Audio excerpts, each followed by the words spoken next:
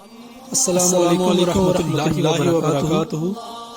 آپ دیکھ رہے ہیں سلاطین محمدیہ اور میں شعیب سیفی۔ آج کا موضوع ہے امیر المؤمنین مراد رسول صلی اللہ علیہ وآلہ وسلم حضرت عمر فاروق بن خطاب رضی اللہ تعالی عنہ۔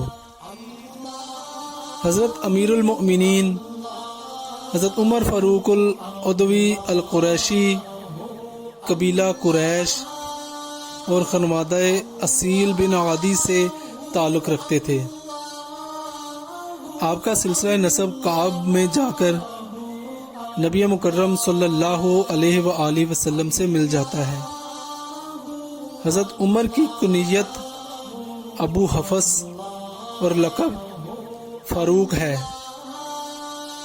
رسول اللہ صلی اللہ علیہ وآلہ وسلم کی ولادت کے 13 برس بعد مکہ مکرمہ میں پیدا ہوئے۔ اس بنا پر یہ 13 سال نبی اکرم صلی اللہ علیہ وآلہ وسلم سے چھوٹے ہیں۔ آپ کو ابو حفص کہنے کی وجہ یہ ہے کہ آپ کی بیٹی کا نام حفصہ ہے، جو نبی کریم صلی اللہ علیہ وآلہ وسلم کی ازواج مطہرات میں سے ہیں۔ ان کو فاروق اس لیے کہا جاتا ہے کہ اسلام لانے کے بعد اللہ تعالیٰ نے اسلام کو قوت عطا فرمائی اور مسلمانوں کی سربلندی اور بتوں اور بت پرستوں کے سرنگوں ہونے کا آغاز ہوا۔ ان کو فاروق کہنے کی ایک اور وجہ بھی منقول ہے، جس کا خلاصہ یہ ہے: حضرت عبداللہ بن عباس رضی اللہ تعالی عنہ روایت کرتے ہیں کہ ایک یہودی اور منافق کے درمیان جھگڑا ہو گیا۔ یہودی چاہتا تھا کہ فیصلہ رسول کریم صلی اللہ علیہ وآلہ وسلم فرمائیں، جبکہ منافق کعب بن اشرف یہودیوں کے سردار سے فیصلہ کروانے پر بضد تھا۔ بہرحال دونوں کی رضامندی کے بعد یہ رسول کریم صلی اللہ علیہ وآلہ وسلم کی خدمت اقدس میں حاضر ہوئے، جہاں سے یہودی کے حق میں فیصلہ صادر ہوا۔ منافق نے حضور کریم صلی اللہ علیہ وآلہ وسلم پر قناعت نہ کی اور یہودی کو لے کر حضرت عمر فاروق رضی اللہ تعالی عنہ کے پاس آ گیا۔ جب حضرت عمر رضی اللہ تعالی عنہ کو حقیقت حال سے آگاہی ہوئی تو اپنے گھر سے تلوار اٹھا لائے اور منافق کا سر تن سے جدا کر دیا اور فرمایا: جو اللہ اور اس کے رسول کا فیصلہ نہیں مانتا، اس کا فیصلہ عمر اسی طرح کرتا ہے۔ بس اس دن کے بعد ان کا لقب فاروق یعنی حق و باطل میں فرق کرنے والا پڑ گیا۔ انہوں نے نبی اکرم صلی اللہ علیہ وآلہ وسلم کے اعلان نبوت کے 6 سال اور بعض قول کے مطابق 5ویں سال اسلام قبول کیا۔ اس وقت 40 مرد اور 11 عورتیں اسلام قبول کر چکی تھی۔ بعض کہتے ہیں کہ 40ویں مرد خود حضرت عمر رضی اللہ تعالی عنہ تھے۔ سعید بن مسیب 40 مردوں اور 10 عورتوں کے قائل ہیں، اور عبداللہ بن ثعلب رضی اللہ تعالی عنہ کہتے ہیں کہ 45 مردوں اور 11 عورتوں کے بعد انہوں نے اسلام قبول کیا۔ حضرت عمر فاروق رضی اللہ تعالی عنہ کے فضائل و مناقب کا احاطہ کرنا کسی مسلمان کے بس کی بات نہیں۔ حضرت عمر فاروق رضی اللہ تعالی عنہ اسلام لانے سے قبل عدل و انصاف سے فیصلے کیا کرتے اور حقوق شناسی کو بہت پسند کرتے تھے۔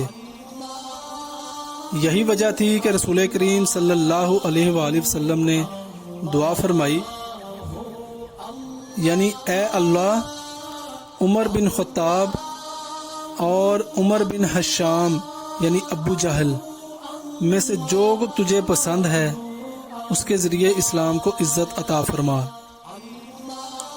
رسول اللہ صلی اللہ علیہ وآلہ وسلم کی دعا حضرت عمر بن خطاب رضی اللہ تعالی عنہ کے حق میں قبول ہوئی، اس لیے ان کے اسلام قبول کرنے کے بعد بہت سی آیات ان کی تمنا اور خواہش کے مطابق نازل ہوئیں۔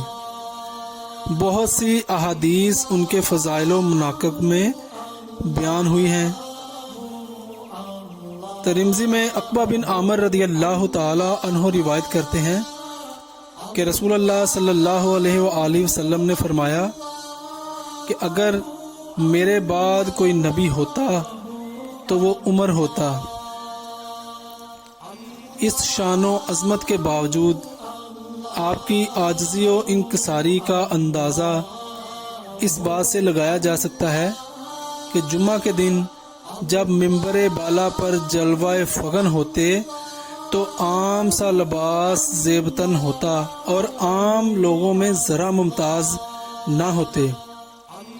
ابتدائی خلافت میں آپ کو خلیفہ رسول اللہ کہہ کر پکارا جاتا تو آپ نے از راہ انکسار اس سے منع فرما دیا اور سادہ سا لقب امیر المؤمنین پسند فرمایا۔ یہ کلمہ ان سے قبل کسی کے لیے استعمال نہیں ہوا۔ ان کے دور میں عالمگیر فتوحات ہوئیں۔ اس وقت دنیا کی دو عظیم قوتیں فارس اور روم ان کے دبدبہ و ہیبت سے لرزتی تھی۔ غنائم و اجناس اور سونا چاندی کسی سیلاب کی مانند مندیدہ میں پہنچتی۔ فتوحات کی خوشکن خبریں روزانہ دربار میں آتی، مگر اس کے باوجود آپ متواضع رہتے تھے۔ ان فتوحات کے زمانہ میں حج کے لیے روانہ ہوئے تو ایک چادر یا خیمہ گرمی سے بچنے کے لیے پاس نہ تھا، بلکہ اس سفر میں تمام لوگوں سے کم حیثیت نظر آتے تھے۔ حالانکہ قوت اسلام نے اس وقت ایک زمانہ کو منتشر کیا ہوا تھا۔ کوفہ اور بصرہ آباد ہو چکے تھے۔ مصر، سکندریہ، شام، عراق کے اکثر شہر، روم، آذربائیجان، فارس، کرمان اور طبرستان وغیرہ فتح ہو چکے تھے،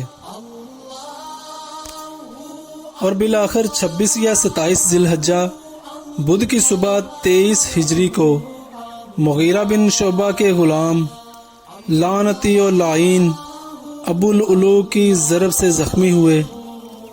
آپ پر تلوار کے 4 زخم آئے۔ جمعرات کے دن آپ نے عالم فانی کو الوداع کہا۔ آپ رضی اللہ تعالی عنہ کی عمر، نبی اکرم صلی اللہ علیہ وآلہ وسلم اور حضرت سیدنا صدیق اکبر رضی اللہ تعالی عنہ کی عمر کے موافق 63 برس ہوئی۔ آپ کو جوار خیر البشر صلی اللہ علیہ وآلہ وسلم میں دفن ہونے کی سعادت حاصل ہوئی۔ اسم الرجال مشکات شریف میں ہے کہ آپ کو 10 محرم الحرام 24 ہجری اتوار کے روز دفن کیا گیا۔ آپ کی خلافت کی مدت 10 سال 6 ماہ بنتی ہے۔ آپ کی مہر پر یہ عبارت کندہ تھی کہ اے عمر، نصیحت کے لیے موت ہی کافی ہے۔ امید کرتے ہیں کہ آج کا موضوع بھی آپ لوگوں کو پسند آیا ہوگا۔ مزید ویڈیوز کے لیے ہمارے چینل کو سبسکرائب کریں، لائک کریں اور شیئر کریں، اور بیل کے آئیکن کو ضرور دبائیں تاکہ ہر نئی آنے والی ویڈیو آپ تک بر وقت پہنچ سکے۔ اور شعیب صافی کو اجازت دیجیے۔ السلام علیکم ورحمۃ اللہ وبرکاتہ۔